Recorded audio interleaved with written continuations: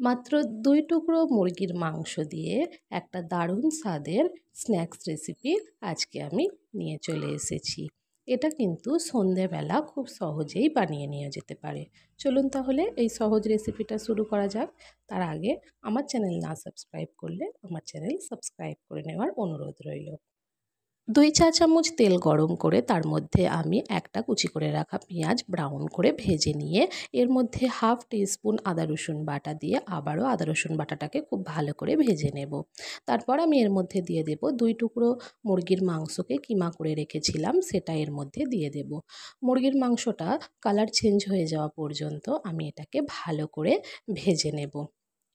এইভাবে খুব ভালো করে যখন মুরগির মাংসটা ভাজা হয়ে যাবে তখন আমি এর মধ্যে দিয়ে দেব হলুদ গুঁড়ো, ধনে গুঁড়ো, লঙ্কার গুঁড়ো, জিরের গুঁড়ো, গোলমরিচ গুঁড়ো, চাট মশলা, না থাকলে এখানে লেবুর রসও দিতে পারেন, আর স্বাদ অনুযায়ী লবণ। সব কিছুই আমি হাফ টিস্পুন করে দিয়ে দিয়েছি। এটাকে হালকা জল দিয়ে আমি খুব ভালো করে মশলাটাকে মুরগির মাংসের সঙ্গে কষিয়ে নেব। এইভাবে মুরগির মাংসর সঙ্গে মশলাটা খুব ভালো করে কষিয়ে নিয়ে আমি এটাকে ঢাকা দিয়ে 5 মিনিটের জন্য রেখে দেব। 5 মিনিট পর ঢাকা খুলে এখানে আবারও আমি এটাকে নাড়াচাড়া করে যেটুকু জল আছে সেই জলটাকে পুরোপুরি শুকিয়ে নেব। তারপর আমি এর মধ্যে দিয়ে দেব একটা বড় সাইজের আলুকে আমি এইভাবে কুচি করে রেখেছিলাম, সেই কুচি করে রাখা আলুটা দিয়ে নাড়াচাড়া করে আবার এটা ঢাকা দিয়ে আমি রান্না হতে দেব প্রায় 5 মিনিট। 5 মিনিট পর ঢাকা খুলে এখানে কিন্তু আলুও গলে গেছে, চিকেন কিমাটাও সেদ্ধ হয়ে গেছে।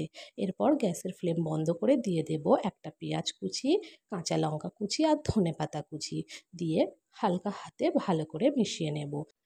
তারপর এটাকে আমরা ঠান্ডা করে নেব। যতক্ষণ এটা ঠান্ডা হচ্ছে আমরা ততক্ষণ আটাটা রেডি করে নিই।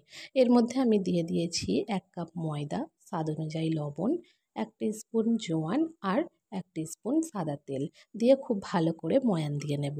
যখন ময়ানটা এইভাবে হাতের সাহায্যে দলা পাকিয়ে যাবে তখন বুঝবেন যে ময়ানটা ঠিক হয়ে গেছে। তারপর সামান্য পরিমাণ করে জল দিয়ে আমি একটা সফট ডো বানিয়ে নেব। ওপর থেকে আরও 1 টিস্পুন তেল দিয়ে আমি ময়দার চারিদিকে লাগিয়ে দিলাম। তারপর এটা ঢাকা দিয়ে 10 মিনিট আমি রেখে দেব। 10 মিনিট পর আবার আমি এটাকে একটু মেখে নেব। তারপর এ থেকে আমি ছোট ছোট করে লেচি কেটে একটা লেচি নিয়ে আমি এটাকে রুটির মতো করে গোল করে বেলে নেব। এভাবে যেমন রুটি বেলি তেমনই ঠিক আমি পাতলা করে এটাকে বেলে নিয়েছি। তারপর এটাকে আমার হাতের দিকে লক্ষ্য করলেই বুঝতে পারবেন আমি কিভাবে এটাকে ভাঁজ করে নিচ্ছি। চারপাশ থেকে এটা একটু একটু করে গুটিয়ে উল্টে দিয়ে তারপর এর মাঝ বরাবরে আমি দিয়ে দিলাম চিকেনের পুর। তারপর এইভাবে ধরে আমি একটু এটার ডিজাইন করে নিলাম।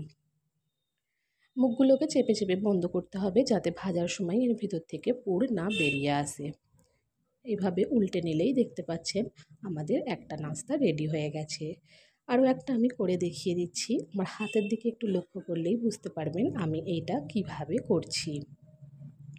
চিকেনের পুরটা খুব বেশি দেওয়ার দরকার নেই, বেশি পুর দিলে কিন্তু চিকেনের পুরটা বেরিয়ে আসার সম্ভাবনা থাকে। এইভাবে করে আমি সবগুলো নাস্তা রেডি করে নেব। সবগুলো রেডি হয়ে গেলে আমি আগে থেকে তেল গরম করতে দিয়েছিলাম। তেলটাকে আমি হালকা গরম করে নিয়ে গ্যাসের ফ্লেম মিডিয়াম করে দিয়েছি। মিডিয়াম ফ্লেমে আমি এক এক করে নাস্তাগুলোকে ভেজে নেব। গ্যাসের ফ্লেম জোরে দিলে কিন্তু এখানে নাস্তাগুলো ভেতর থেকে হবে না, ভেতর থেকে কাঁচা রয়ে যাবে, উপর থেকে কিন্তু লাল হয়ে যাবে। এভাবে 2-2.5 মিনিট এক পিঠ করে ভাজার পর আবার উল্টে দিয়ে আমি আরও 2-3 মিনিট ভেজে নেব। যখন এরকম লাল লাল করে ভাজা হয়ে যাবে তখন আমি এটাকে তুলে নেব। গরম গরম এটাকে সন্ধ্যেবেলা স্ন্যাক্স হিসাবে টমেটো সসের সঙ্গে পরিবেশন করতে পারেন। যদি আমার ভিডিও ভালো লেগে থাকে একটা লাইক, কমেন্ট, শেয়ার আর আমার চ্যানেলটা সাবস্ক্রাইব করার অনুরোধ রইল। ধন্যবাদ।